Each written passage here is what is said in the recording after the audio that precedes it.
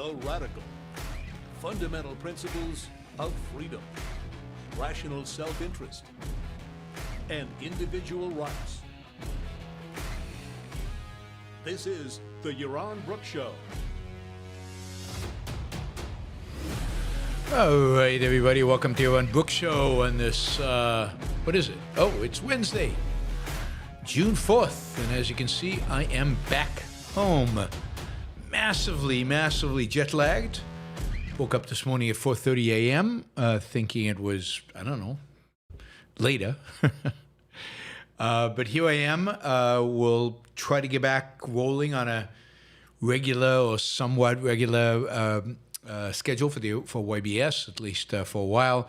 I'll be here for the next 2 weeks before traveling to Phoenix and then Ocon and then Phoenix again, and then ultimately for several weeks to Europe. But we've got some time, so let's enjoy it. Tomorrow's show will be at 4, and Friday will be probably 4:30. So relatively late shows, all of those Eastern time. Okay. Today we've got a lot to talk about. We're going to talk about Musk, trade wars, tariffs, and all that. What's going on in Gaza with food distribution and the way the media is reporting on it. Ukraine, lasers, and Tiananmen Square. It is 36 years since Tiananmen Square. All right, but let's start with Elon Musk and the BBB, the big, beautiful bill. The big, beautiful bill. I mean, they're not even embarrassed to call it that, but that's Trump land. That's the world under Trump. It's the big, beautiful bill. The big, beautiful bill that has been, we've been told now by the Congressional Budget Office that it will increase the deficit by $2.5 trillion.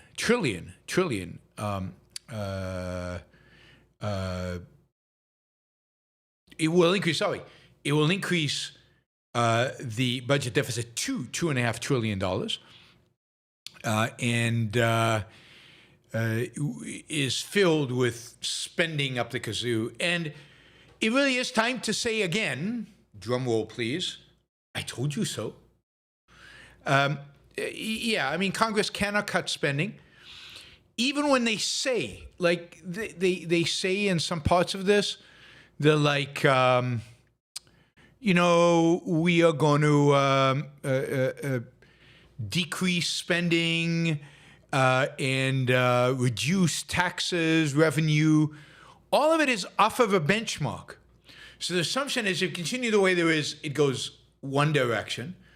And then if we implement the changes we want, it'll be slightly less in terms of spending and slightly even more less in terms of revenue. There's no actual dollar cuts, at least in aggregate, in this budget. This budget increases government spending. So I promised you, I told you, I was willing to bet with anybody that the government would be spending more money when Trump left office than when he began, and that is, this bill just guarantees that that'll be true. It won't be a little bit less. It will be much more. It won't be a little more. It will be much, much more. So this is the big, beautiful bill, as I've talked about over and over and over again, is very ugly. It's very, very ugly. And while they say it's going to increase the debt by $2.4 trillion, which means the debt will grow actually by $23.5 trillion, right? So it'll be $2.4 trillion above and beyond the natural increase in debt. So without this bill, the debt will increase by $21.1 trillion. Without this bill. With this bill, the debt will increase by $23.5 trillion. That's over, I think, the length of the bill, I think 10 years or something like that. Anyway, you have to get used to government speak. Government speak. Cutting is only cutting relative to growth. It's growing less. I don't think I've ever seen a budget come out maybe some of the budgets during Obama period where the Republicans knew it wouldn't pass anyway, did they propose actually cutting spending. But never has a real budget emerged that was going to cut spending. So we're looking at a budget that is going to be massively increasing debt. Clinton did not reduce spending. He got lucky. Revenue went up a lot because of capital gains, because of the stock market did so well during his tenure. And spending decreased as a percentage of GDP. That is, spending moderated. It grew at a lower rate, just as I've described, but a significant lower rate, but it still grew. No, government spending doesn't shrink. Doesn't happen. It hasn't happened. I'm not saying it can happen, maybe in your fantasies, but it doesn't practically happen. The big, beautiful bill is a massive growth in debt, massive growth in government spending. Anyway, I told you Doge, there was no way Doge would make a dent in this. And it hasn't made a dent in this. It hasn't. Even if this bill indeed does cut spending in certain places, overall, it is an increase in spending, and this is what counts. Doge is making no difference, maybe at the margins. It's raised awareness, but that awareness will disappear because the reality is that fraud, waste it was never possible to cut a significant amount of spending through cutting fraud and waste. The only way to cut a significant amount of spending is to cut programs and to restructure, at the very least, if not to eliminate, but restructure entitlements. But those are things that they refuse to do. Anyway, even Elon Musk has finally come to this realization. I mean, he really should listen to Yaron Brook show, because he could have come to this realization weeks, months ago, if only he'd been listening. Elon Musk, over the last 24 hours, has been tweeting a storm about this bill. He wrote yesterday, "I'm sorry, but I just can't stand it anymore." I mean, I have to laugh because that was my attitude towards his bombastic statements when he was running Doge. But anyway, "I'm sorry, but I just can't stand it anymore. This massive, outrageous, pork-filled congressional spending bill is a disgusting abomination." Elon Musk has seen the light. He has opened his eyes and confronted reality. And maybe he's learned something from this. I doubt it. Maybe he's learned something about this, about politics and how it works. He tweets right after that, "It will massively increase the already gigantic budget deficit to $2.5 trillion and burden American citizens with crushingly unsustainable debt." And then he keeps going in commenting on somebody drawing a graph of government debt going to $36.21 trillion by 2030, I think. He writes, "Mammoth spending bills are bankrupting America. Enough." And then he goes on. Somebody says, "Okay, let me just get this straight. The GOP out there wants spending millions on luxury hotels in Ukraine." I don't know what that means, but all kind of stuff he's saying. And Elon Musk comments on this. "In November next year, we fire all politicians who betrayed the American people. All of them." Does that include Republicans? I guess so. And then he says, "Shame on those who voted for it. You know you did wrong. You know it." Yeah, what about you, Elon? By giving them cover, by allowing them to pretend that there was actually cuts made, by giving millions of Americans false hope. He continues, this immense level of overspending will drive America into debt slavery. Now he's going a little over the top, as Elon will do sometimes. And he continues, interest payments already consume 25% of all government revenue.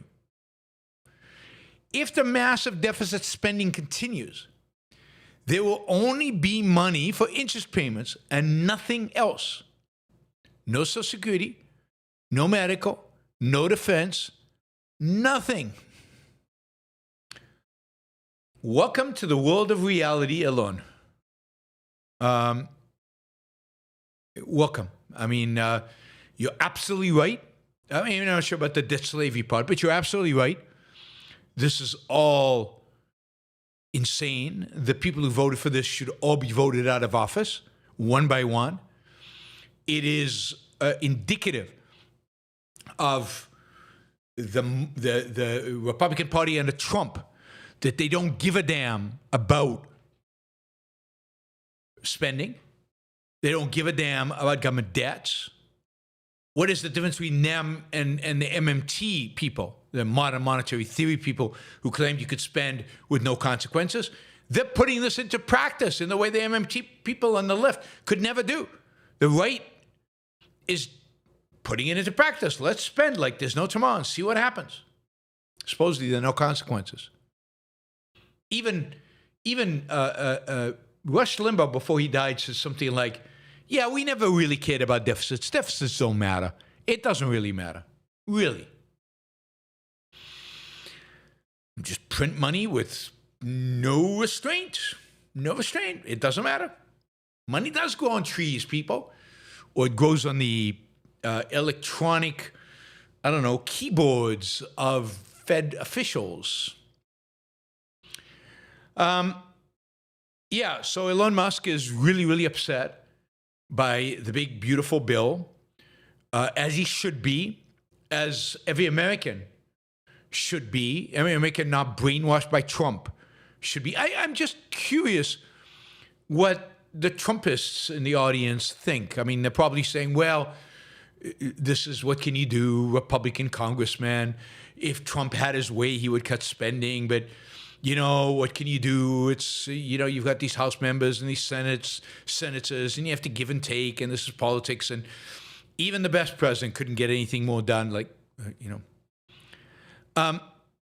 Government spending increased less under Obama. Government debt increased less under Obama and under Clinton. So, no, something can be done. It just, there's no leadership. Leadership, you know, leadership, this concept of leadership, setting a path, convincing people that it's the right path, motivating people around the path, you know, encouraging people for these, you know, instead of maybe sending ICE to round up hardworking illegal immigrants who are paying taxes and who are working for a living, who are not leeches on the welfare state, instead of going rounding up people in restaurants and cities around America, not criminals, not even having tattoos, just people working who happen to be here, who are undocumented. Instead of rounding people up like that, how about we actually focus our energy, our leadership skills, instead of scaring Americans, instead of telling Americans they're all going to die because of illegal immigration, how about focusing the energy around cutting spending? Cutting spending.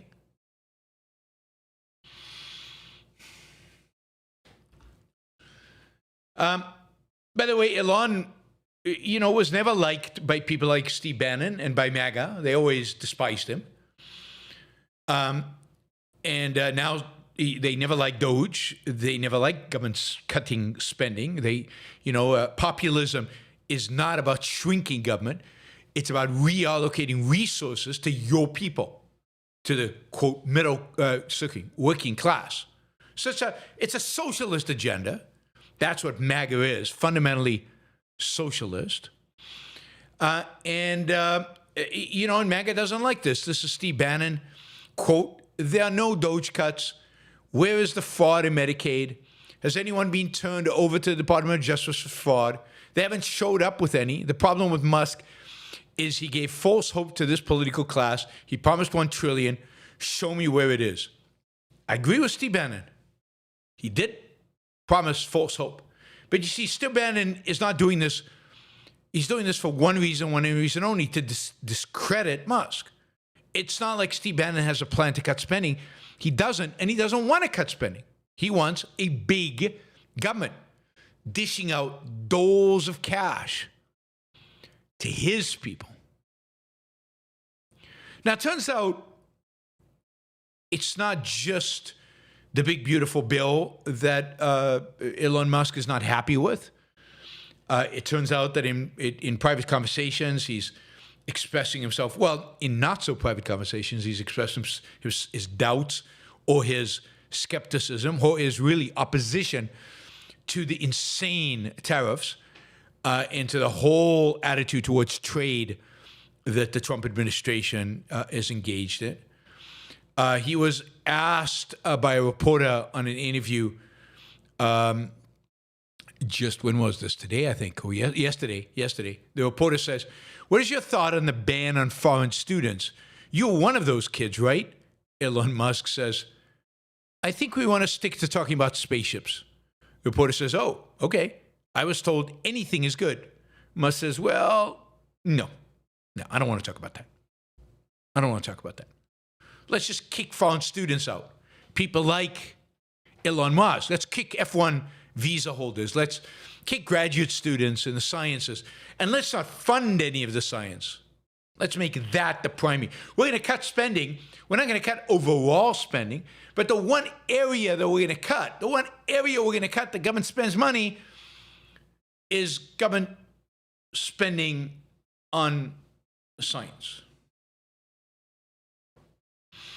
So Musk is trying to not comment on all the things that he probably disagrees with the Trump administration. But again, he made Trump possible in many respects. He supported him. He sanctioned him. He gave him cover with Doge. He hasn't directly criticized Trump yet. He shares the blame for this nasty, horrible, really disgusting administration and everything that they stand for. The disgusting immigration policies, the horrific and stupid, more than anything else, tariffs and trade policy. And I think those are the two biggies. And then just violating left and right just principles of decency, of how to treat human beings. Now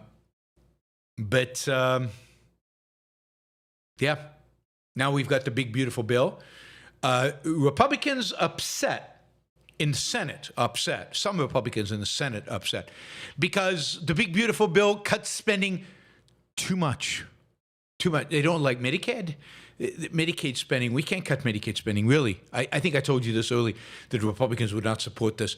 They don't want to cut Medicaid spending.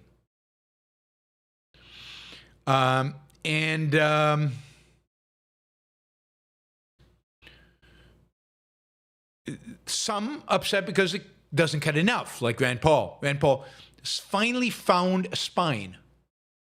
It's pretty amazing. Rand Paul has finally found a spine. Johnson from Wisconsin, who I used to think was good and then I thought was bad, and he's discovered his good views again. They're standing up against the big, beautiful bill. So it's going to be really interesting. I mean, there's one possibility is that this just blows up and nothing gets passed, or it gets passed piecemeal, or just tax cuts get passed, or who knows. And here's the thing about the tax cuts. Republicans keep saying, if we don't do this, Americans are going to face a $4 trillion tax hike.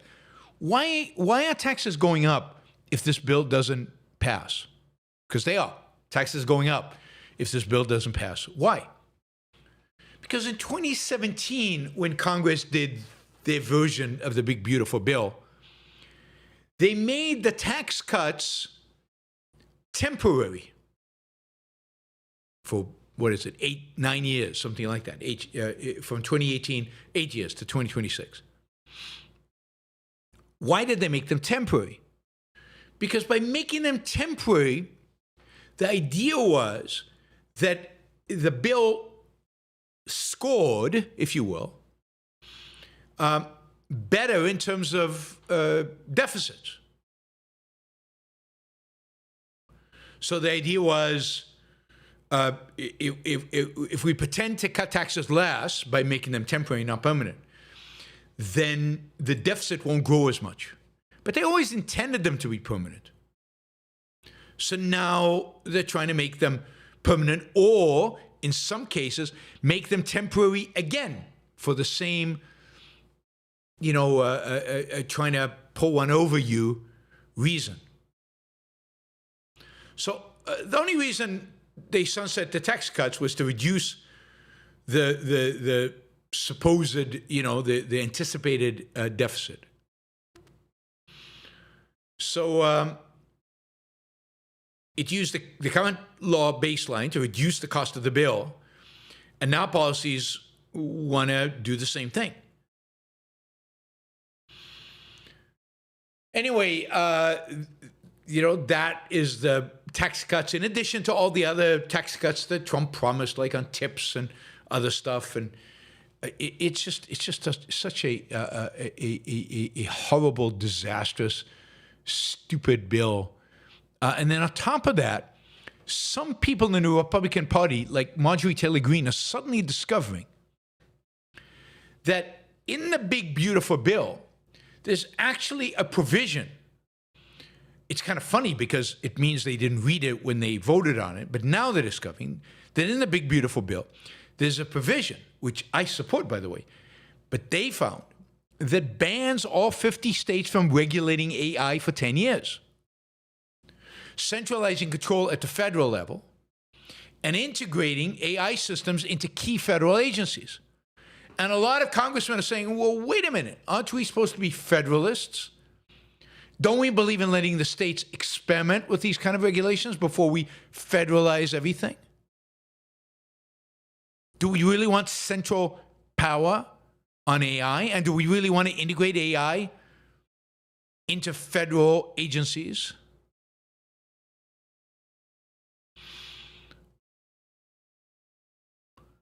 So some Republicans saying they wouldn't have voted for this bill if they'd read it. Isn't that pretty cool? I mean, the staff didn't read it. They didn't read it.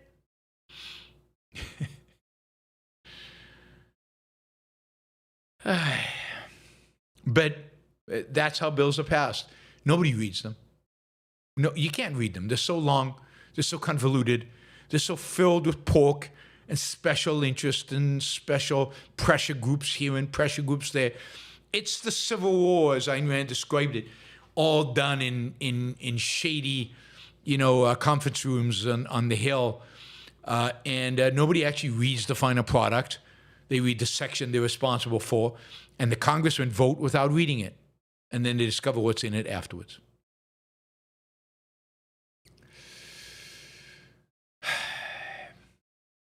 Big, beautiful bill. Just beautiful. It's just truly beautiful. All right, latest from the trade war. So we'll start with the fact I never really commented on this, that the court has basically ruled Trump's tariffs, or some of them, not all of them, but the reciprocal tariffs, the whole idea of reciprocal tariffs, as basically unconstitutional, is going beyond what the law allows him and permits him to do. Two courts ruled on this. One court, it was basically a nationwide injunction on the ability to collect tariffs. The second court only ruled as relevant to the people who sued. So it was still as broad of a ruling in the sense of saying this is unconstitutional. This is a use of the law that's inappropriate. Tariffs are the responsibility of Congress, not of the executive, and Congress has not delegated responsibility for reciprocal tariffs to the executives. The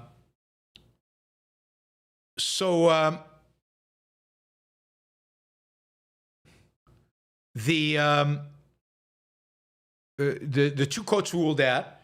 One court, again, it means that you cannot collect tariffs on their clients, and the other court was a nationwide thing. And then an appellate court basically said that they're giving the government time to respond to the ruling, so they're going to allow them to collect tariffs until the decision is made.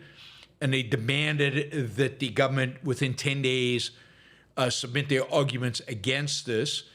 And then the court will decide whether to hold a nationwide injunction or to allow tariffs to continue to be collected while this, argument goes on in the lower courts. And then, of course, whatever the appellate court decides, this will go to the Supreme Court with regard to whether a nationwide injunction is merited or not. Ultimately, the decision about whether Trump's use of Liberation Day tariffs is constitutional or not will go to the Supreme Court. There's a case which I talked to Larry about. If you remember, Larry Salzman was here, and we talked about this. The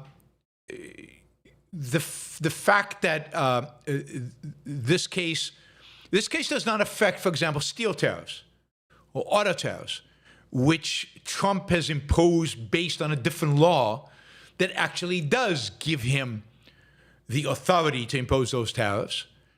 And, the courts will separately decide whether he's used that authority well or not, if lawsuits are brought based on those. So the steel tariffs, the auto tariffs, a few other tariffs are not covered, but the sweeping tariffs over countries and the whole reciprocal tariffs, that I hope, and I think it would be constitutionally right for the court to decide that those are unconstitutional. It's an issue of separation of powers. The president does not have the power to negotiate these kind of deals, to impose these kind of tariffs. That is the responsibility of Congress. And Congress could delegate that to him, but they would have to pass a law that actually explicitly delegated to him the right for those kind of tariffs. Now, Trump responded to this. He said, if the courts somehow rule against us on tariffs, which is not expected, that would allow other countries to hold our nation hostage with their anti-American tariffs that they would use against us. This would mean economic ruination. I don't know if ruination is a word, of the United States of America. Just ruin is good enough. But the reality is, of course, different than what Trump thinks. I mean, he is not exactly connected to reality. The United States ranks worse than most other developed nations on both the average tariffs and non-tariff barriers it imposes on the rest of the world. We actually rated below the UK, below Canada, below Australia, and below the EU, among many other countries that do much better than us in terms of free trade. So this bogus notion that he's presenting is, we're free trade, and then everybody is tariffing us and exploiting us. But that is BS. That is just made up stuff, as Trump does all the time. He makes stuff up and then repeats it with the hope that people will accept it as a consequence. Interestingly, some of the consequences of the current trade war, particularly with China, is that automakers, American automakers, are actually going to start building more products, not in the United States, but in China. In China. The reality is that American car makers, both traditional and electric car makers and suppliers, they depend on certain parts that are only available in China. So, for example, magnets. You need magnets in cars. And yet China manufactures almost all magnets and the rare earth materials that they're based on.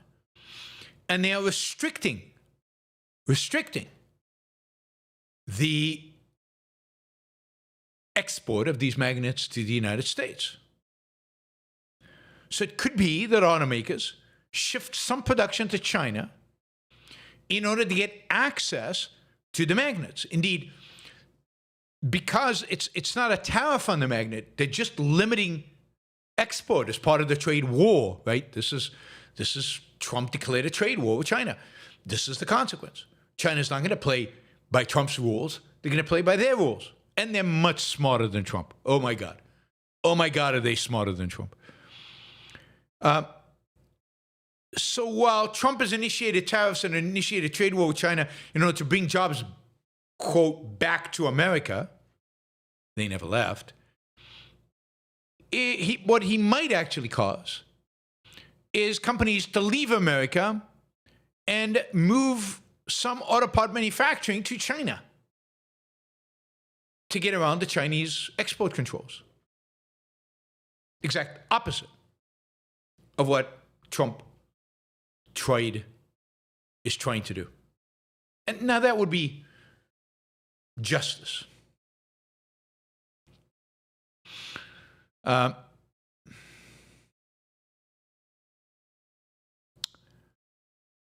Finally, Trump raised tariffs out of nowhere. He just woke up one morning and he decided, whoops, my tariffs on steel were not high enough. It wasn't in the morning, actually. It was actually at a speech in front of the, in Pennsylvania, in front of the steel unions. He decided, maybe mid-speech, who knows when Trump decides anything, that his 25% tariffs on all steel and aluminum imports into the United States, that was just too generous. That was just wrong. That was just wrong.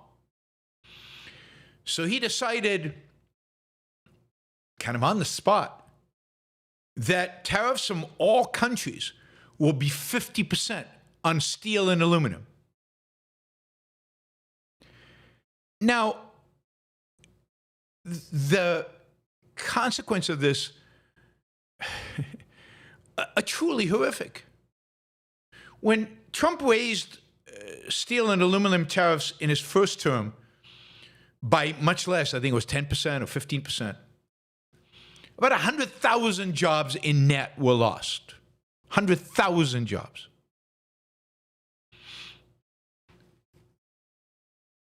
I mean, now he's raised them to 50%. The number of jobs being lost here could be catastrophic in the, industries that use steel. And the number of jobs created in the actual steel industry was 10,000 jobs. Don't expect many jobs to be created in the steel industry at all. Still, but companies that use steel, automakers, washing machine makers, anybody who uses steel in their products in the United States are toast. Steel prices are already up 18% since Trump came into office. They're likely to go up dramatically with this 50% tariff. U.S. manufacturers have raised the price of steel, even though they don't pay tariffs on it, but it's exactly what theory would suggest. They lose there's no competition from outside. Nobody's going to buy steel from the outside at 50% tariff. They'll just raise prices. Why not?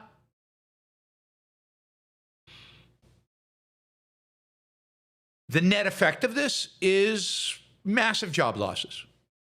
Massive job losses. And higher prices for all of us. But nobody cares. Now, there was a twist to this because in his deal with the UK, he had promised the UK 0 tariffs on steel and aluminum. Now, that hasn't gone into place. That's supposed to go into place in July. So when he said he was raising tariffs by 50%, he included the UK. And everybody complained. This is why I said no planning, no thought. This is just, he just says stuff. And so he had to revise later in the day and said, oh, okay. Well, but they're not going to get 0. They're going to get 25%. So he raised everybody's by 25%. The UK went from 0 to 25, and the rest of the world went from 25 to 50%. Mexico is furious. They are putting together plans to, tariff U.S. goods as a consequence. I'm sure the EU is as well, although the EU is also negotiating a deal. We will see what the deal is. But I mean, this is just more whim-driven, irrational behavior from Trump on trade. He is truly clueless, as I've said over and over and over again.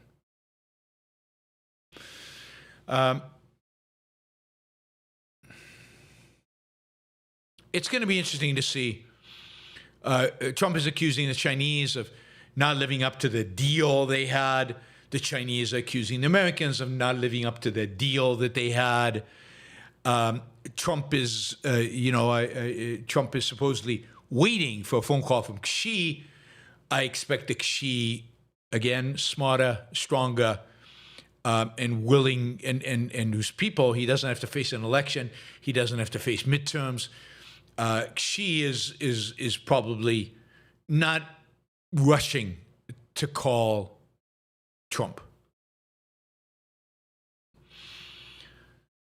So this is what we're facing today. I mean, the reality is we're facing a situation where government spending is going through the roof. Government debt is going through the roof. We're alienating the buyers who buy government debt, the people who actually buy the debt, foreigners. And as a consequence, interest rates are going up at a time when you want them to come down. As interest rates go up, the debt increases because you have to pay more interest on the debt. It goes way up above 25% of the spending. And that spirals very quickly. The more debt you take on, the higher interest rates risk becoming. Interest rates on the 10-year bond are significantly higher than what you would expect because people don't trust what's going on in the United States in terms of they want to be compensated for the risk that the U.S. will ultimately default on its debt or inflate the debt away. Because the rates are getting to the point where what are you going to do with the debt? You either inflate it away or you default on it.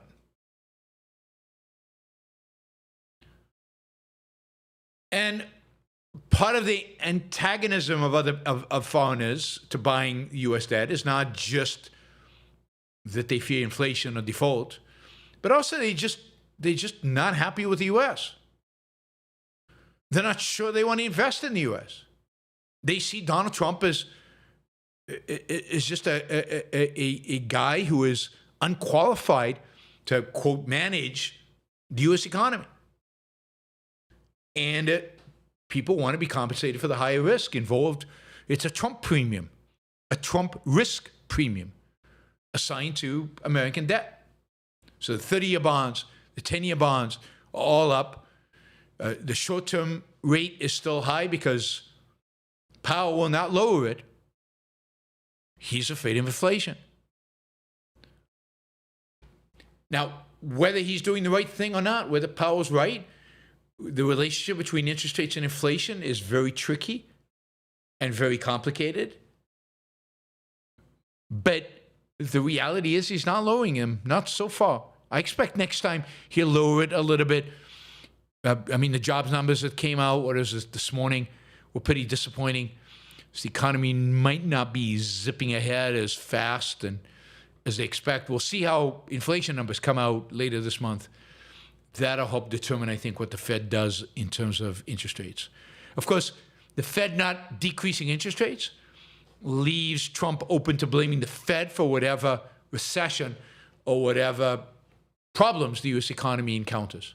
You will see. He's already started doing it. He's already started saying that whatever economic problems we are having or will have, it's the Fed's fault. Not his, not Trump, not tariffs. It's the Fed. So that is, that Trump will never take responsibility for the damage that he is doing. All right, let's see.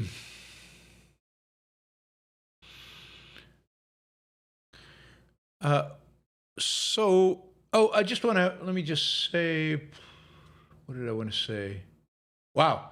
I mean, basically, almost all the questions out there are by Michael. So, come on, give Michael a break. He's funding the show right now. No, we've got a few. We've got a couple of $50 ones and 60 one by 60 euros. So we've got a few, but help Michael out here. And we also got some stickers. Thank you, Catherine. I saw some others. Thank you, Mary Aline. But you can do stickers to help out as well and to get us to our goal quickly. That is always, always greatly appreciated. Thank you, Jesper. Really appreciate it. Okay, so over this weekend, when I was in Israel, there were all these stories being reported by the BBC, by the U.S. by Washington Post, by other media, about the supposed massacre of Palestinians on their way peacefully to get aid from this new system that Israel has implemented of delivering aid. And supposedly the Israelis have massacred them. There was over close to 200 people supposedly in a number of incidents have been massacred by Israelis on their way to getting the aid. Now, the way they're doing the aid in the past, aid was delivered by the United Nations, and the aid trucks were basically kidnapped, taken over by Hamas, and Hamas was responsible for delivering aid to the Palestinians. Now, this was unacceptable and actually sold to the Palestinians, not delivered. This was unacceptable to the Israelis for a number of reasons. First, it kind of provided Hamas a leadership role within the Gaza Strip among the Palestinians there as the ones delivering the aid, responsible for the aid, responsible for food. Two, it allowed Hamas to gain funds by selling the aid. And it gave them, as I said, the legitimacy. So as Israel is now slowly occupying the Gaza Strip, taking over the territory, they have set up these aid sites managed by a private nonprofit, U.S. private nonprofit, secured by private security firms, U.S., but all U.S.-based, to provide the aid. The aid is coming to these spots. The Palestinians line up. They collect the aid. They go. This is, being done in a much more organized, in a much more peaceful way than it was before. There's no hijacking of trucks. There's, and the world community is going apoplectic, particularly the United Nations. How dare Israel be the one to distribute aid to the Palestinians? How dare they? They are too self-interested. This is their war. It needs to be a third party. And it can't be a third party that's a nonprofit backed by Israel and the United States. No. That's too interested. It has to be the United Nations. It has to be, some other uninterested group, third party. But that's absurd. And that's exactly, the mayhem that was caused by the aid delivery was caused by the fact that it was the UN delivering it. The stealing, the theft, the hijacking, and the deaths. And of course, why would you want to embolden Hamas? Well, if you're pro-Hamas, you'd want to embolden Hamas, which is what the UN is. Anyway, Israel has insisted on this plan. And over the weekend, as we said, there were stories, breaking stories all over the place about these killing of Palestinians on their way to receiving the aid. The Washington Post ran a story, the BBC ran a story, pretty much everybody ran the story, New York Times ran the story. Well, this is the Washington Post, basically, what was it, today? Yesterday. This is the Washington Post yesterday. Correction. We've deleted the post below. The post below said at least 31 people were killed Sunday morning in southern Gaza, according to the Strip's health ministry, when Israeli troops opened fire on crowds making their way to collect aid. Really? And the Washington Post says, correction, we've deleted the post below because it and early versions of the article didn't meet post-fairness standards. The background. Early versions of the article on Sunday said Israeli troops had killed more than 30 people, but now they don't know that that's a fact. They don't know that that is an actual fact. The corrected article still says Israeli troops killed 30. And then when you click in the headline, they give the correction. But this is the story of Israel and the Gaza war and the mainstream media. They just take anything the Palestinians feed them and they treat it as truth.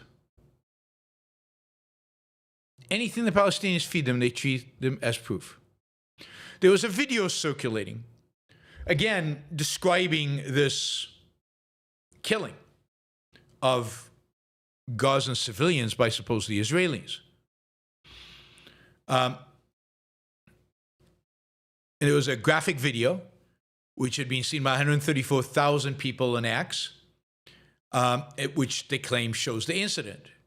The BBC has now announced that, the story is just, the video does not show what it's purported to show. This is again, this was posted by a caption by an Al Jazeera journalist stating, new footage reveals the horrific massacre committed by Israeli forces near a U.S. aid distribution site in southern Gaza. Again, circulated by the BBC. And they write, we have geolocated the clip to a spot in Khan Yunis, about 4.5 kilometers, 2.8 miles from the nearest aid distribution point. The direction of shadows suggests it was filmed in the evening, not the morning, which doesn't match with the Rafah shootings. While verifying the clip, a local journalist who filmed another video of the same scene confirmed to us that the events pictured are unrelated to any aid distribution site and occurred yesterday evening after 9 p.m. The circumstances of this strike are unclear. The Israeli Defense Forces has been approached for comment. In other words, they too are saying, well, maybe we don't have the video proof of this so-called massacre that happened.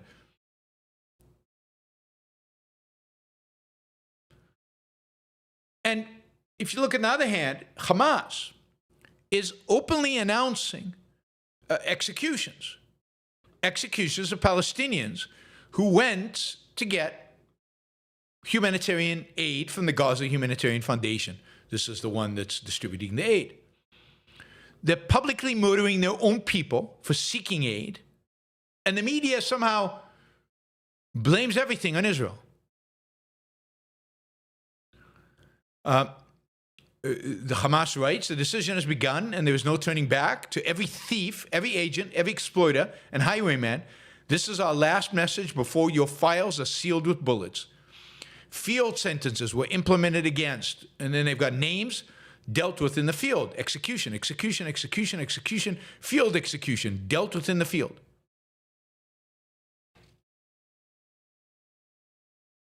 So Hamas is executing its own people for being against Hamas and announcing this. So, and then, but, it is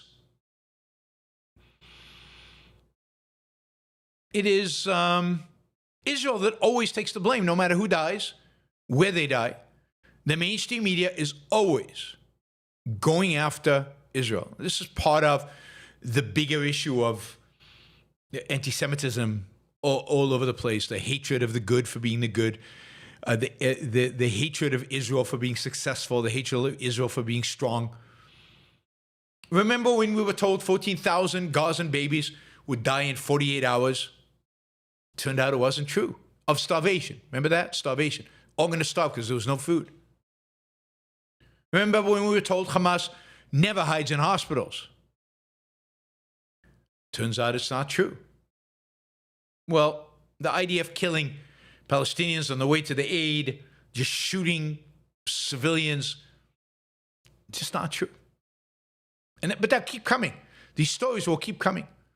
And they'll have rationalizations, justifications, and people like Dave Smith will repeat them as if they're absolute truth that have been proven, and they'll repeat them, and they'll repeat them, and they'll repeat them. And just like every other lie, they will become, well, not just like every other lie, but just like many lies, they will just become part of the folklore, part of the accepted truth of what happened in Gaza, accepted truths about how Israel treats Gazans. We just keep them coming. Keep telling us the horrific stories of what's going on.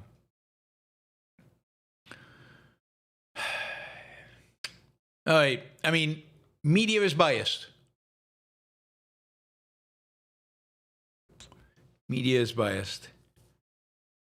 And partially, how do you know these stories are wrong? What motivation does Israel have setting up aid centers all over Gaza to provide this aid? What motivation does it have, do the soldiers have, to just shoot dead dozens of civilians on the way to the aid centers Israel has set up? What is the motivation politically? What is the motivation of the soldier on the ground? I mean, unless these people are monsters and they just are using the aid centers in order to get the Palestinians out of their hiding places and to slaughter them. I mean, Israel can bomb them into oblivion anyway, which they do when there's reason to bomb them. But what could be the justification of just killing civilians on the way to aid that you are providing? It just doesn't make any sense. But what is the motivation of Hamas to kill its own people and then blame Israel when it knows that the media is gullible, because it has been gullible from the beginning of this war? They made up stories. The media has bought into them. The media has to retract the stories days later.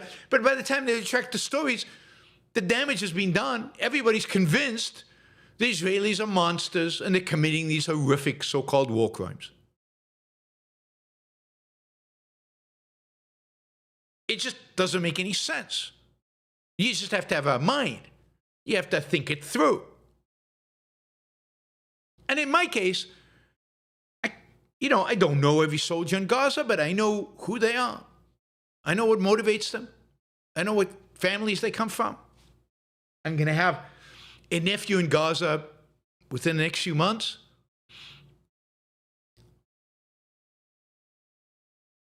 So this idea that Israel just kills civilians for the fun of it is just, it's just not true. It's stupid. It's not. And the fact that the mainstream media publishes everything the Palestinians tell them as truth is just being well established now, over and over and over again, throughout this war, throughout the war. Nothing new. All right, from one battlefield to another. Ukraine just pulled off one of the real amazing battlefield feats. It shows us the capacity of a new form of warfare. I mean, Ukraine-Russia war is already a war dominated by drones. Now, I don't know how much one can extrapolate from this to other battlefields. The reality is that in a battlefield that has F-22s and F-35s, do you really need as many drones? I mean, the F-35 and the F-22 have firepower that no drone has. I mean, it is interesting to think. Everybody's saying, you know, warfare has changed dramatically forever. It'll never be the same. As long as the enemy has not figured out how to down an F-35, and they haven't, not a single F-35 has been downed so far. As long as Israel can basically fly over the entire Middle East without really, you know, not really suffering any casualties to its airplane, not just F-35s, but F-16s and others, in spite of Arab countries having advanced Soviet air defense systems, Israel could just go into Iran and dismantle their air defense system with these planes.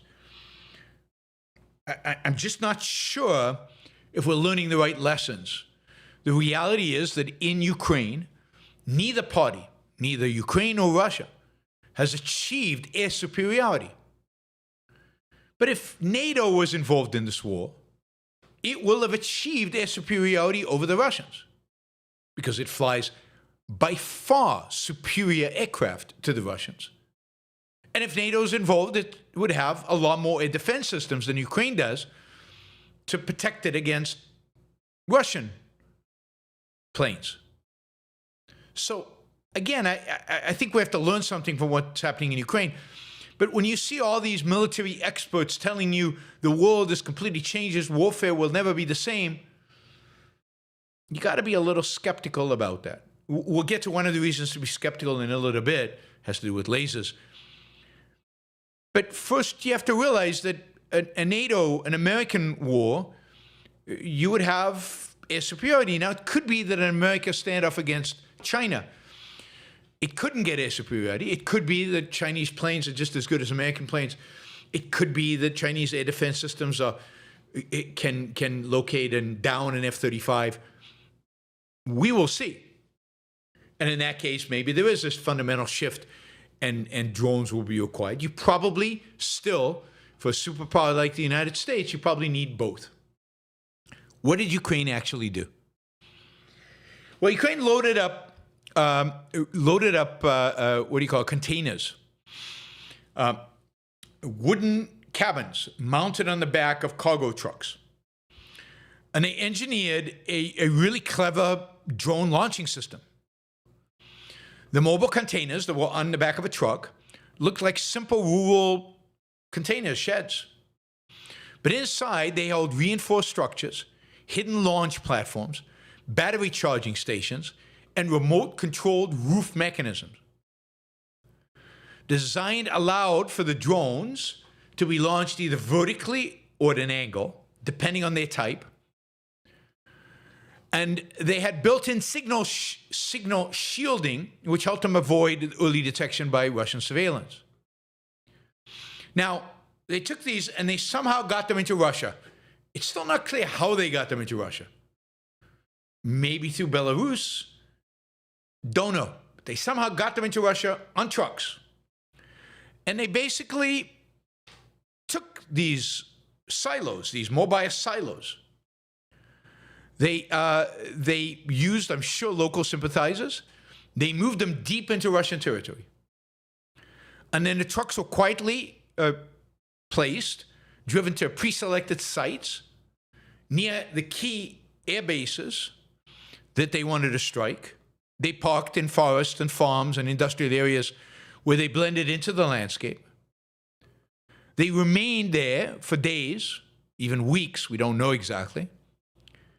And then, remember, the drones were preloaded, they were charged, and they were waiting for command to strike.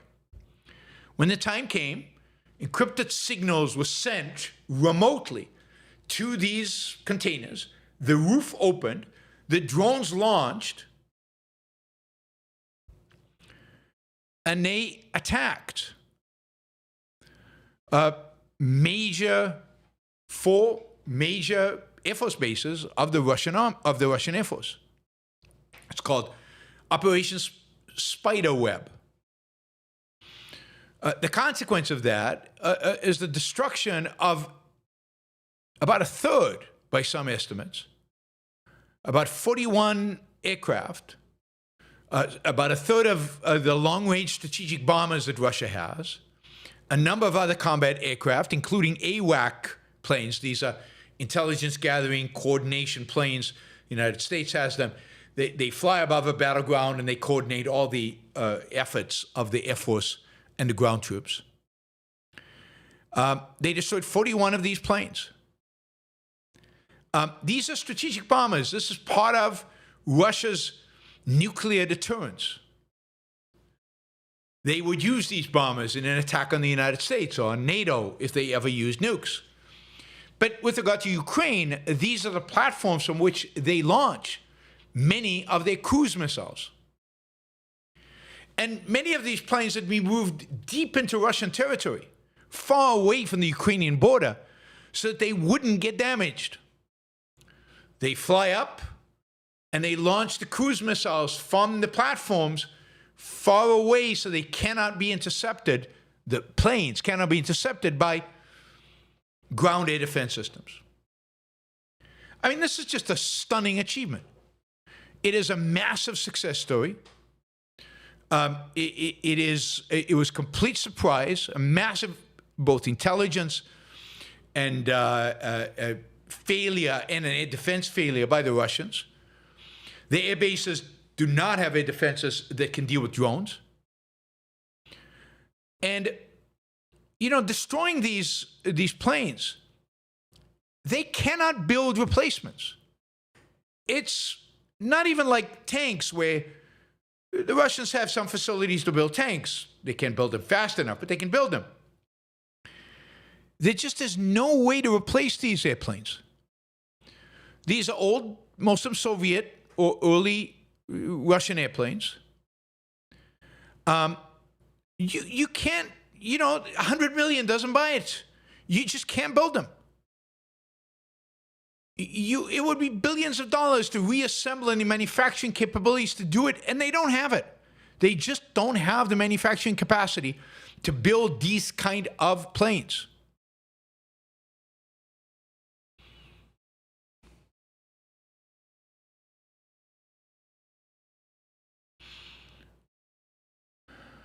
So this is a brilliant move by the Ukrainians. It shows the world their engineering capabilities. It shows off, you know, this incredible ability that they have. In drone production, Ukraine now is building massive quantities of drones at amazing speed with amazing capabilities. By the way, most of the parts are being imported from China, but the actual drones are being assembled in. And remember, this attack that destroyed these priceless airplanes, this attack was done with drones that cost a few hundred to maybe a few $1,000s. If you saw a drone like this, it's basically a toy with a bomb attached to it. It's one of those drones you play around with that you see people at the beach and other places playing around with. And those drones are, they attach, you know, explosives to them, and they just slam them into these airplanes near the fuselage, and they go up in smoke. You can find videos of the drone bombing and destroying these airplanes all over the web. But look, this is a massive win for the US. It's a massive win for Europe. This is why funding the war in Ukraine is cheap. It's a great investment. They're creating so much mayhem and destruction in a major potential enemy of the United States, the Russian military and Air Force. Again, these planes cannot be replaced. If you've taken out a third of the strategic bombing capability of the Russians, that is a major win for the United States in terms of threat, potential threat in the future. Planes that cannot be replaced. Now, maybe China can build these planes, and maybe China will be able to sell them planes to replace them. But Russia cannot manufacture them. It's a big deal. Finally, Bannon is pissed off that Ukraine successfully struck more than 40 military planes. And he's really pissed off that they didn't let the White House know in advance. And he is insisting, this is MAGA God, he is insisting that the White House condemn Ukraine and pull all support today from the Ukrainians. Instead, Trump should say thank you to Zelensky. Should invite him to the White House, get down on one knee, and say thank you. But no, that's not what's going to happen. Instead, Trump took a phone call today with Putin. Putin called him to tell him how upset he was. It was a 75-minute call. This is what Donald Trump wrote. I just finished speaking by telephone with President Vladimir Putin of Russia. The call lasted approximately 1 hour and 15 minutes. We discussed the attack on Russia's docked airplanes by Ukraine. Docked? What does docked airplanes mean? They were on the ground. But these are the airplanes from which he launches cruise missiles against Ukrainian cities. We discussed the attack on Russia's docked airplanes by Ukraine, and also various other attacks that have been taking place by both sides. Here's the both sidism, right? Both sides. Nobody's responsible. Nobody started this war. It's everybody's fault. It was a good conversation. I'm sure it was. I'm sure it was. Putin, manipulating Trump. But not a conversation that will lead to immediate peace.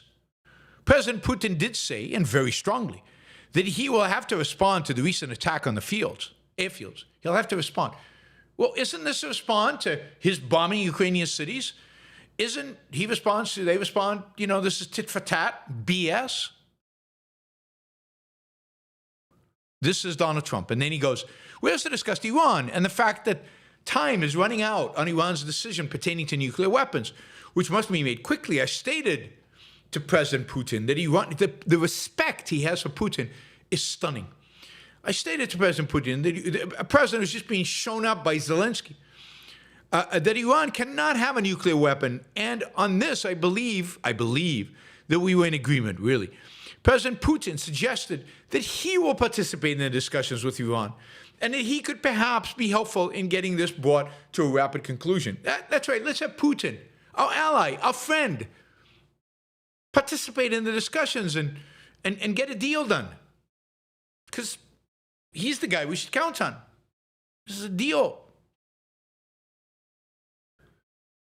I mean, the whole MAGA has just been going nuts over the Russian attack. You'll hear a lot of fear-mongering. This will lead the Russians to use nuclear weapons. This is World War III. All the regular bullshit that they give you in terms of panics around this. Over and over and over again, they tell us that this will lead to nuclear war, F-16s, tanks, whatever. If we give them this, if we give them that, World War III, it doesn't happen. It's not going to happen. But the panic, the hysteria, the shilling for Russia is all over the place. Now, if only Ukraine could figure out a ground game that would actually allow them to push Russia out of its territory, that would be pretty amazing. That's the next step. All right. It now turns out that during Israel's attempts to defend the north from Hezbollah last year, early this year, from drone attacks and from missile attacks from the Hezbollah, which had purportedly 140,000 missiles that it could have sent into Israel. Of course, most of those were destroyed on the ground. A lot of those were destroyed on the ground. But they also had drones, and they obviously tried to they attacked Israel from the north using that. It turns out now that one of the tools Israel used in order to shoot down these weapons that were sent was a laser system. This is a laser system that is being worked on by a number of Israeli companies, including Rafael, which is a big military contractor in Israel that is enormously innovative in terms of weapon systems. The lasers are another layer of defense against, as part of the Iron Dome kind of system.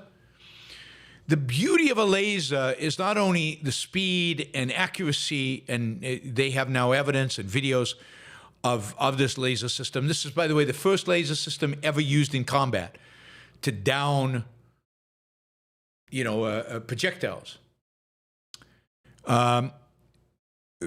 Israel is now the first country in the world to use this in combat. And these were trial lasers. These were lasers that were not very powerful. The big advantage they have is they're super cheap.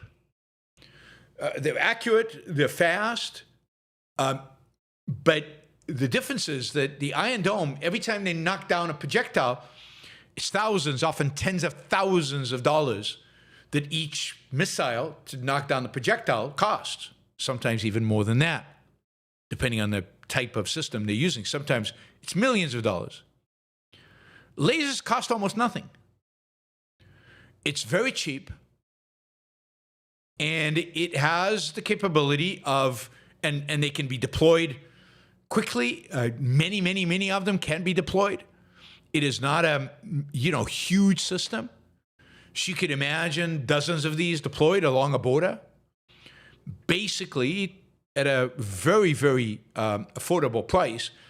Basically have the capability of shooting down anything that is shot at you. And they expect to have much more powerful lasers deployed this year.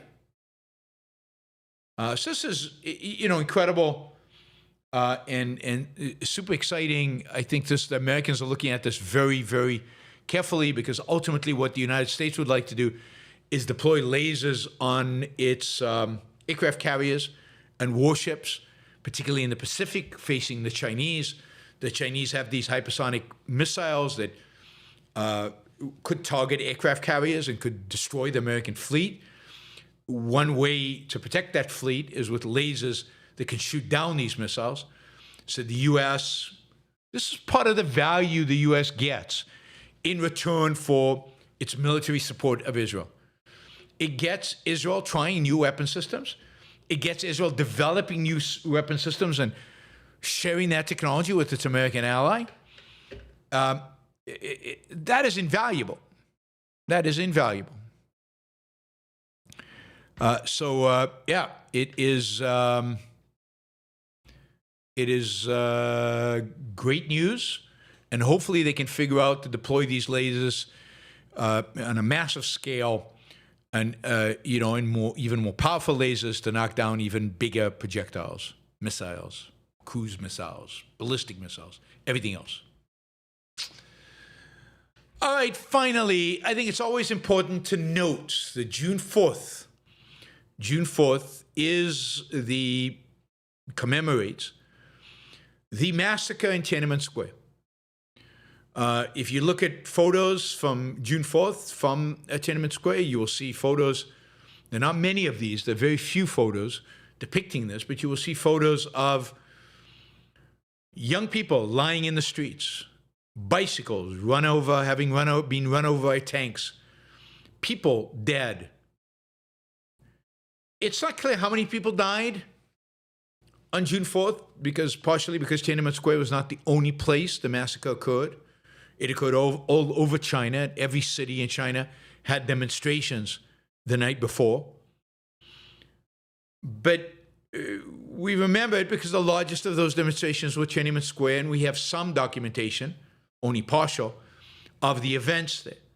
Soldiers opening fire, killing probably thousands, potentially tens of thousands of students on that day all over China. Some soldiers died as well. The students fought, but they were bound to lose. They had no weapons. It's a tragic day, and maybe the tragedy is exacerbated. It's made bigger and more significant by the fact that China basically evades the whole phenomenon. It doesn't exist. The Chinese government claims nothing happened on Tiananmen Square. Nobody was killed. It was a peaceful demonstration. It was disappeared. There are no commemorations allowed for Tiananmen Square in China. And any kind of suggestions of Tiananmen Square on social media and elsewhere in China are censored, are banned. Journalists who were there will tell you they saw the bodies. They saw people dying. They couldn't count all the bodies. And, of course, they themselves were at risk. But, the photos are there. Again, we don't know the numbers, and we don't know what happened outside of Beijing. We don't know what happened in all these other cities. But this was Deng Xiaoping. And I just want to remind everybody, Deng Xiaoping, I give credit to for liberalizing the Chinese economy. He did some fantastic things when it came to the economic revival of China and the liberation of the Chinese economy. But it's the same Deng that on that day, basically in order to save the Chinese Communist Party, not to save communism, but to save the party, to save authoritarian rule in China, ordered the soldiers to fire. There were some around him who did not want that outcome, who fought it, who objected to it. But Deng was the equivalent of the supreme leader at the time, and he gave the order, and it was executed on. So while he did good things, he was a monster. He was a monster, and that needs to be recognized, that needs to be accepted. And since then, of course, there's been no real political demonstrations on scale in China. There have been single-issue demonstrations about financial issues, about money, about COVID, but not broad political. There's been no broad political opposition. In a sense, the Chinese taught them a lesson, and they've stayed quiet since then. All right, that is the news for this Wednesday, June 4th, 2025, 36 years, 1989, since the Tiananmen Square massacre by the Chinese authorities. All right, we will now turn to answering your Super Chat questions. There are quite a few of them, so thank you. And some big dollar ones, so definitely thank you. Really, really appreciate that. We'll see how long that takes. We might be slipping into a third hour. I've changed the goal to reflect that, but we certainly will be filling up this second hour for sure. Thank you to the Super Chatters so far. We've reached our second hour goal, so now we're going to push for the third hour goal. Let me also mention, I haven't done this in a while, that sponsorship sponsors of the show are Alex Epstein.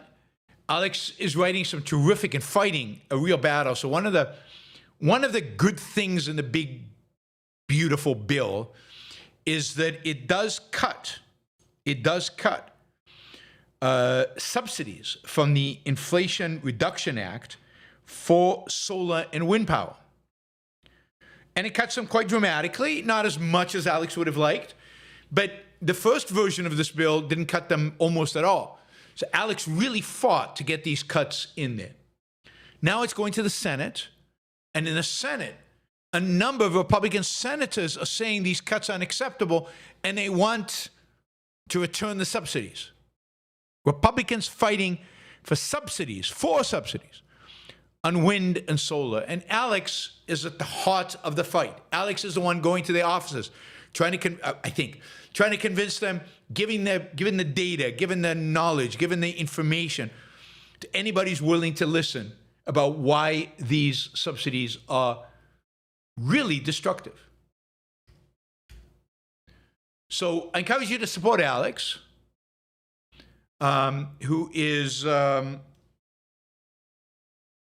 fighting this battle, you can do so simply by subscribing to his Substack.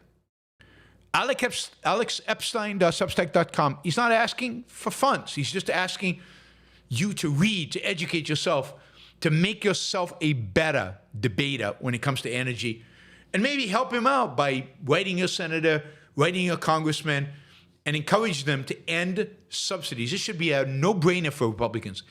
End subsidies for wind and solar. All right, and Ayn Rand Institute is a sponsor of the show.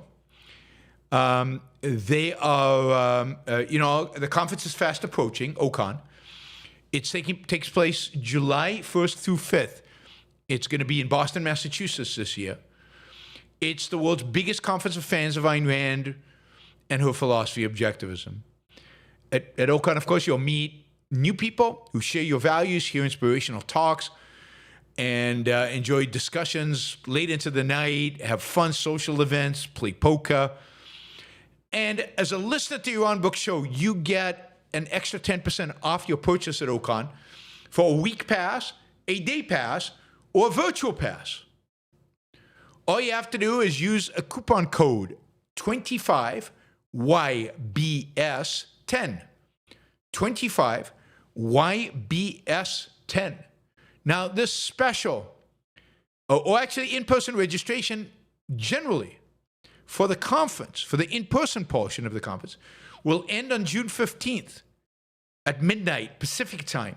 Also June 16th, 3 a.m. Atlantic time. So you got to come. You got to come to OCON. It's going to be so much fun. You're going to have a good time.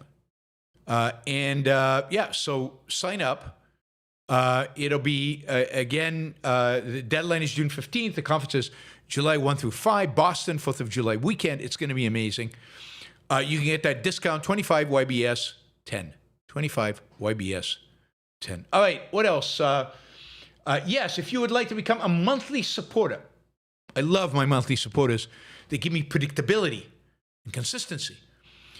Whereas Super Chat, you never know. It could be a great day. It could be a difficult day. We never know how much is going to come in Super Chat. The monthly supporters are predictable and knowable. It's what keeps the show going. So please consider becoming a monthly supporter. Patreon is the easiest way for you, I think. Patreon.com. You can do it at $5, $10. You get the podcast with no ads. You get a podcast stream. You could do 25, 100, 250, 500. All those levels, they each have their own perks. But go to patreon.com and put in Yaron Brook Show and sign up and become a supporter of this show. And finally, you're here. If you're here live right now on YouTube, use the, what do you call it, the sticker feature to support the show. Of course, you can ask a question as well, but you can also just support the show with a sticker without asking a question. All right, let's jump in here. Sylvanos is in the house. All right, Sylvanos, $100. Really, really, really appreciate that. Hi, Yaron. Best wishes to you and your kin. I appreciate all the well wishes out there from me and my family. Thank you. Since something didn't give notice to the U.S., since Ukraine didn't give notice to the U.S., do you think Trump will seek retribution from Zelensky for showing him up? I think he's angry. I think, Putin will just fuel that anger. I don't think he's going to seek direct retribution. I think he will continue his friendly attitude towards Russia and his preference of Russia over Ukraine. I think this will probably delay whatever sanctions the United States was thinking of placing on Russia because they're not open to a peace deal. By the way, Russia put together their demands for peace, and they're just ridiculous, right, in terms of what they're demanding in terms of peace terms. And I think Trump is going to use any excuse to shift his alliance, or not really shift, to justify his allegiance to Putin. And this is just one other. And will he seek retribution and convince? In one way or another, it might not be obvious, but yes. I think that's right. I think that's right.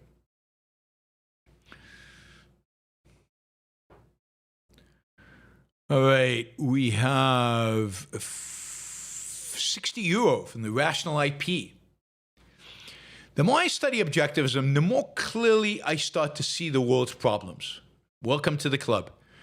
Although I could become pessimistic, I think it is important to focus on what objectivism can mean for me as an individual first and foremost. Thank you for the show. I agree completely. Objectivism is a philosophy for living. And as I've said many, many times, the reality is your impact on politics is minimal. Your impact on the political world is very, very small. Current events are going to happen. War will start or not based on what you do. It's unlikely you will make a difference. But where can you make a difference? Where can you make a big difference? A huge, humongous, beautiful difference in your own life. By taking your life and your values seriously. By pursuing them without compromise. By living a good life. I mean, the best life you can live given the circumstances. And there's lots of reasons to be optimistic. There's still careers to be had, businesses to be started, values to be attained, artwork to purchase, music to listen to, movies to watch, lovers to love, friends to befriend. And your primary focus in life should be on all of that. Not on the latest thing Trump said. And if anything, I hope my show serves the purpose of kind of a release from having to follow the news in great detail, from being upset. I'm upset for you. I yell and scream for you so that you can just focus on living your life in those realms where you have control, where you are in control, where your choices do matter, where you still can pursue values. So don't let politics, not yet anyway, completely depress you. Live your lives. Live your lives and make the most of them. Live your lives well. All right, also $50. Samuel, thank you guys. Value for value. Thank you, Yaron, for all that you do. I tried to listen to many analysts of current events, and you seem to be the only truly consistent, rational one. The number of I told you so's is a testament to the power and efficacy of reason. Thank you, Samuel, and it is. And I really, really appreciate that. That's a real compliment. I would just say, don't waste your time on too many of the analysts. Not because they're no good. I'm sure there are good analysts out there. Just because, as I said earlier, you got to spend the time living and focusing on things that you can control, like your career and your family and your love and your life and things like that.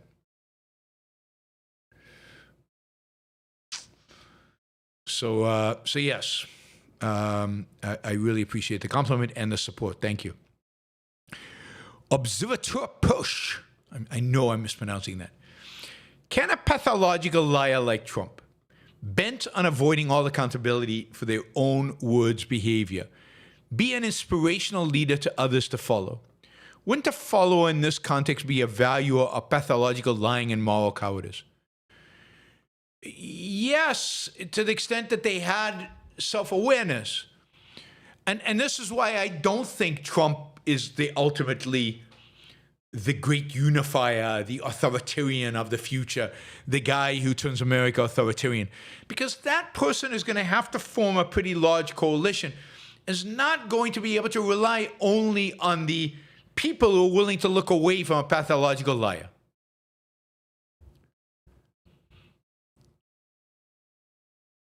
Not, look away from his lies, not look away from him. So the cult of personality with the Trump can only go so far, in my opinion. And as a consequence, I don't think he is the ultimate threat. I think he is the precursor to the ultimate threat, whoever that might be. Somebody charismatic who is a much more sophisticated liar than Trump and can unify a vast number of Americans. Much more than anything Trump could do. So there is a limit, I think, to Trump's popularity because he's such a brute, because he is such a, well, pathological is one aspect of it, but just a thug. Too many people see through that. Too many people will not accept that. And that's what makes him, in a sense, less dangerous. He can't be as successful as he wants to be. And, you know, what we need to do, make sure, is to put Trump in his place. So as not to embolden the thug that comes after him, the much worse guy who's next. Now's the time to stand up. Now's the time to speak. Michael, the evil of saying we plan and God laughs is that no matter how hard we focus and try, the universe will undercut our efforts to achieve happiness. It's a malevolent universe premise. Yes, it is. Absolutely. I was way too nice to that statement when it was presented the other day. But yes, we plan and God laughs. It just makes human life insignificant. It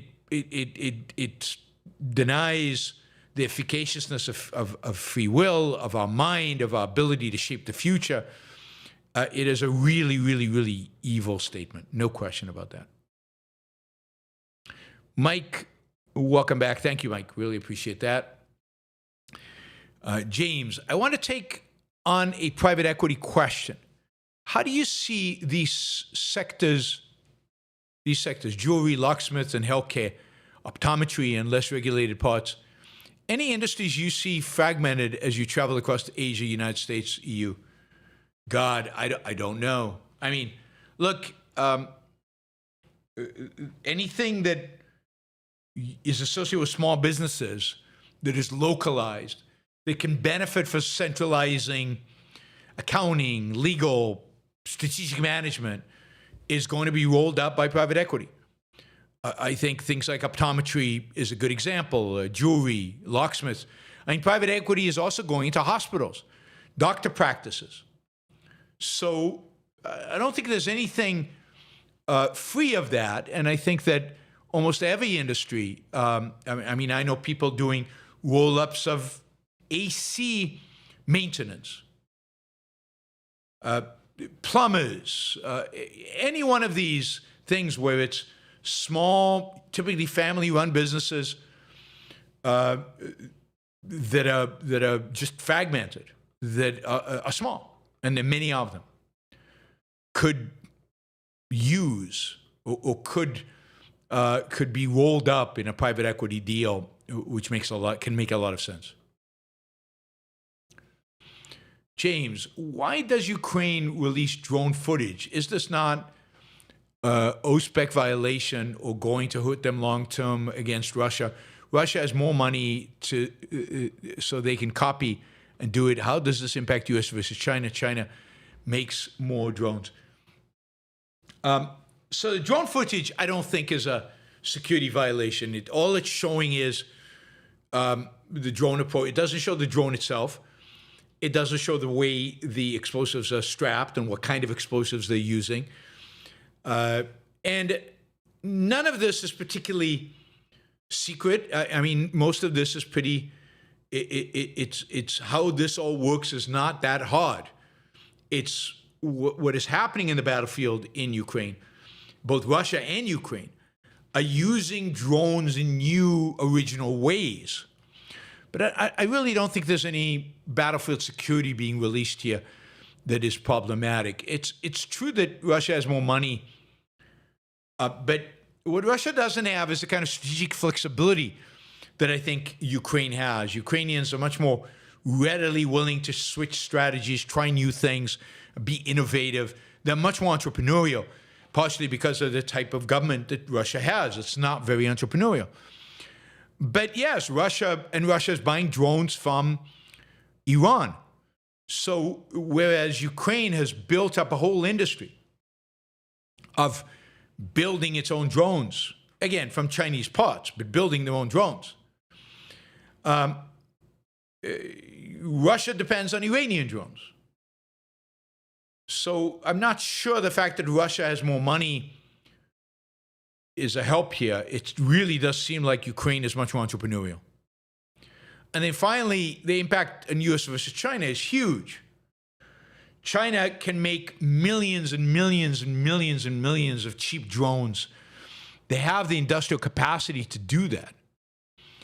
The United States does not. There are a bunch of startups in Silicon Valley making drones for military purposes. But the United States just right now just does not have the industrial capacity to build those drones in mass. And of course, the drones depend on small electric engines. And those small electric engines are mostly made in China. And even if they're made in the US, their magnets come from China. So the problem drone makers in the United States are going to have is that at least some of the part of the drone is going to be, they're going to depend on the enemy, on China. And particularly batteries, particularly magnets, to build that capacity in the United States is going to be very difficult given our environmental concerns and the fact that we can't build anything in this country. If you really want to focus on more manufacturing in the United States, it's the environmental regulations that have to go, the mining regulations that have to go, the ability to build industrial plants without, not in my backyard, killing it all the time. That's where the focus should be. Now, Trump administration is doing some, and the Supreme Court is supporting this. Elimination of environmental regulation, reduction in environmental regulation, streamlining of environmental regulation, all of that is really, really, really good and will pay off in the decades to come if it holds, particularly when the courts are doing it, because that will hold. But need a lot more. That should be if that were the entire focus of the Trump administration, getting rid of regulations, liberating industry, getting rid of environmental regulations, labor regulations, all the other regulations that inhibit the ability of American manufacturers to build, I mean, that would be amazing. Amazing. So this is going to have vast impact on U.S.-China, on a potential U.S.-China war. But I will devote a segment of a show to that because that's worth really thinking through and really analyzing. But I mean, yep. Ian says, I liked when Justin Amash was in Congress. He focused on what was wrong with the institution and tried to make it stand up to the proper branch of government. Is there anyone on the Democrat side like him? No, there's nobody on the Democrat side like him. And Massey is the closest you get like him, who's on the Republican side. Unfortunately, they both have terrible foreign policy. They both support anti-Israel, really anti-Israel, particularly Justin Amash. But they're very good on domestic policy. They're very good on the role of Congress. They're very good on cutting government spending. And yeah, Justin Amash was a loss that he's not in Congress to vote against all this nonsense.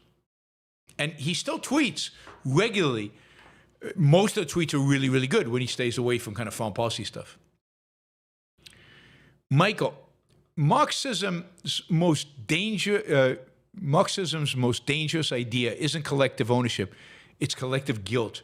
The notion that individuals must bear responsibility for the actions of the groups they belong to by birth. Well, that's not fair to Marxism. I don't think that's Marxism's fault. That is that is part of nationalism more broadly. That's tribalism. And collectivism, Marx didn't invent collectivism. Collectivism was there way before that. It's racism. Marx had some guilt associated with the class you were born into, but that's minor as compared to all the other forms of collectivism that were instituted in the world. And in that sense, are just horrific and disgusting. And the root of all of that is altruism, which you can blame the Christians primarily for.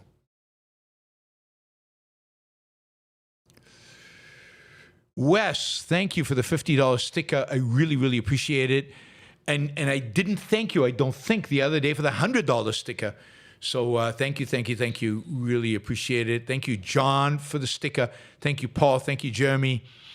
Thank you, Esoteric Dichotomy. Thank you, Stephen. Thank you, guys, for the sticker. You too can do a sticker and support the show. Jesper, thank you. And Catherine, I think I said Catherine before.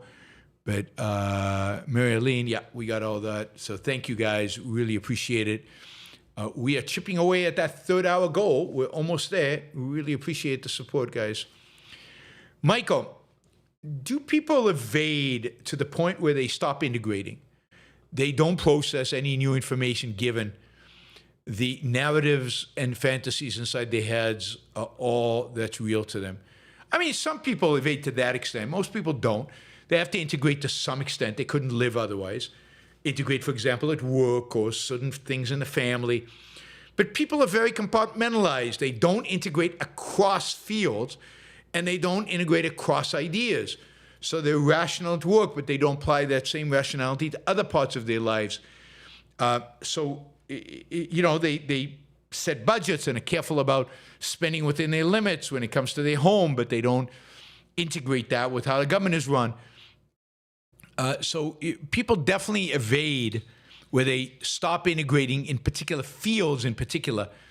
It's not always the case that they completely stop integrating. If they did, it would be hard for them to survive. Certainly hard for them to actually get anything done at work. Thoughts on Ehud Olmert undermining Israeli war effort? What does he have to gain from this? Well, I mean, Israel's opposition, a lot of Israelis out there.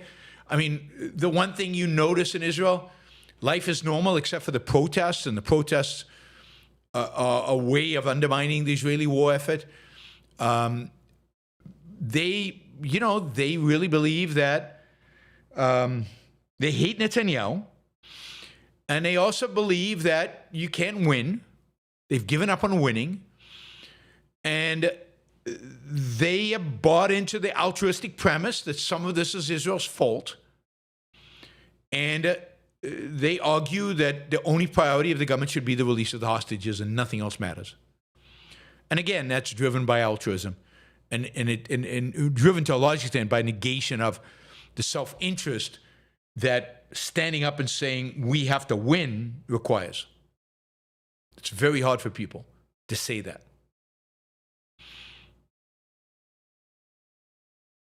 Hating Netanyahu is valid. It's not always for the right reasons, right?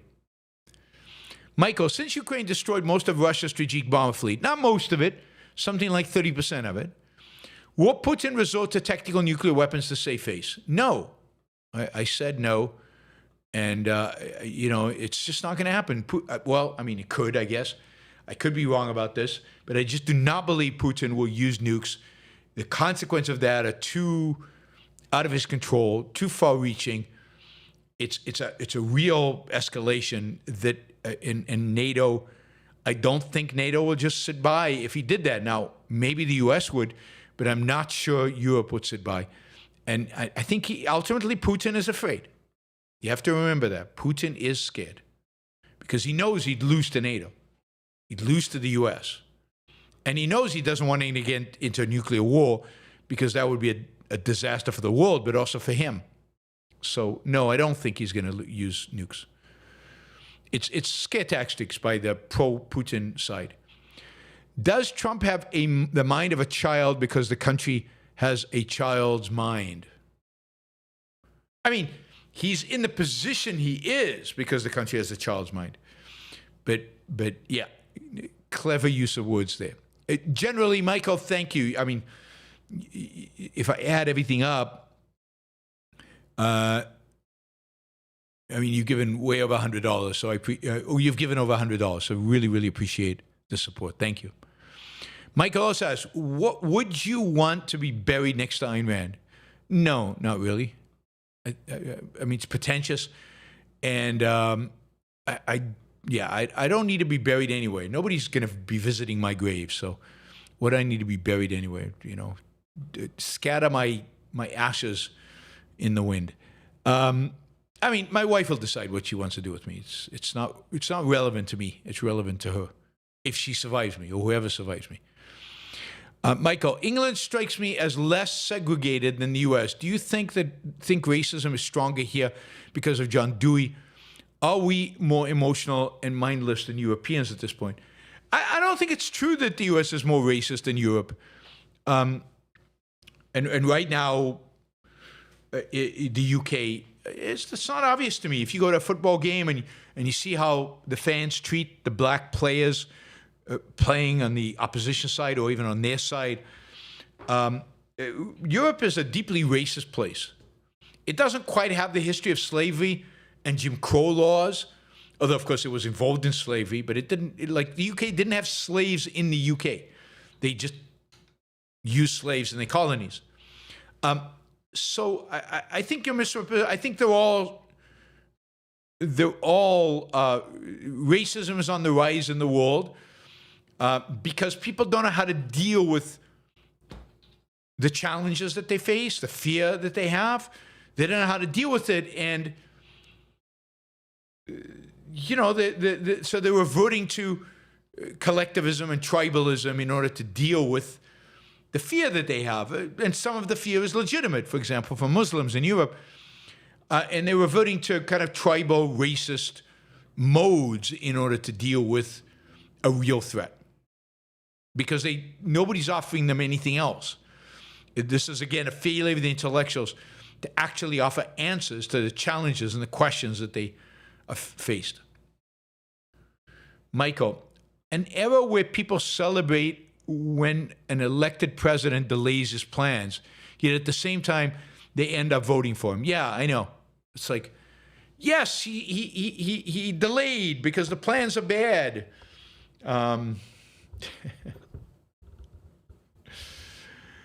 Yeah, it's rough. It's crazy times. Jennifer says, good to watch your show. I missed it. Thank you, Jennifer. I missed doing the shows. I'm glad to be back. James says, almost 50,000 subscribers. Congratulations. I think it's almost 40,000. And then we've got 10,000 to go. And I'm not sure how we get 10,000. That takes so long. But hopefully you won't make it at 40,000 this year. Another few months like May will make it up very quickly. But May benefited from my appearance on Destiny. So we'll see if we can pull off something similar. You know, my teaching at the Peterson Academy has not really generated much subscribers, which is unfortunate. This is Business Blend. Yaron, I live in Scottsdale, Arizona, and see you'll be here recording courses in July. I cannot commit to attend a three-day course. Are you doing any other hangouts or events while in town? I'm not planning to. I'm usually pretty rushed because I'm working in the evenings for the next day's classes. I teach. I'm exhausted. So I don't know if I'll be doing. Probably not. In June. I'm going back in July. In July, I'll be doing. So in June, I'm only coming for like 3 days. In July, I'll come for a whole week because I'm taking 2 courses. Maybe I'll have more time there. Maybe the day the courses end or something. We'll figure it out. But maybe I'll do like a hangout, just a get together at a restaurant somewhere. So I'll definitely announce it on the show. Jonathan, sending good vibes to a family. Really appreciate it, Jonathan. Thank you, and thank you for all the support, both material and spiritual. Michael, the idea that markets exploit the weak and release coercive social forces has always been popular on the left. The embrace of this issue by the right is more recent development. Yeah, the right has definitely become a lot more Marxist economically and a lot more leftist broadly when it comes to economics. And it's very worrisome the extent to which these views are just are widespread across both political parties. Jack, just saying hello and thank you. Glad you made it home safe. Thank you, Jack. Appreciate it. Supercask, I want to see free Tibet, free Hong Kong, free Uyghurstan protests at the same scale as the free Palestine protests. Stop Chinese genocide. Yeah, good luck with that. The others are not run by Jews. It's a particular application of hatred of Jews, of anti-Semitism, what you're seeing. Apollo Zeus says, Yaron, wishing you and your family well. Thank you. I appreciate all the well wishes. Supkaski says, conservatism, white nationalism, me driving speed limit. White nationalism driving the speed limit. Okay, conservatism is white nationalism driving the speed limit. It wasn't. I mean, with all the problems I see, and certainly Ayn Rand saw, and that Ayn Rand taught us about conservatism, I wouldn't characterize it that way in its past. Today, it's just empty. It's nothing. I mean, to some extent, it was always nothing. But now it's completely gone, and therefore it's being filled in by these crazy white nationalists and other types. But I wouldn't blame all conservatives. I wouldn't paint them all with the white nationalist brush.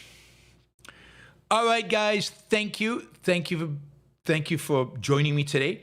Tomorrow, same time, same place, 4 o'clock Eastern time, we'll be covering the news. Until then, don't forget Patreon, and I will see you all soon. Bye, everybody. Thanks again for joining, and thank you to all the super chatters.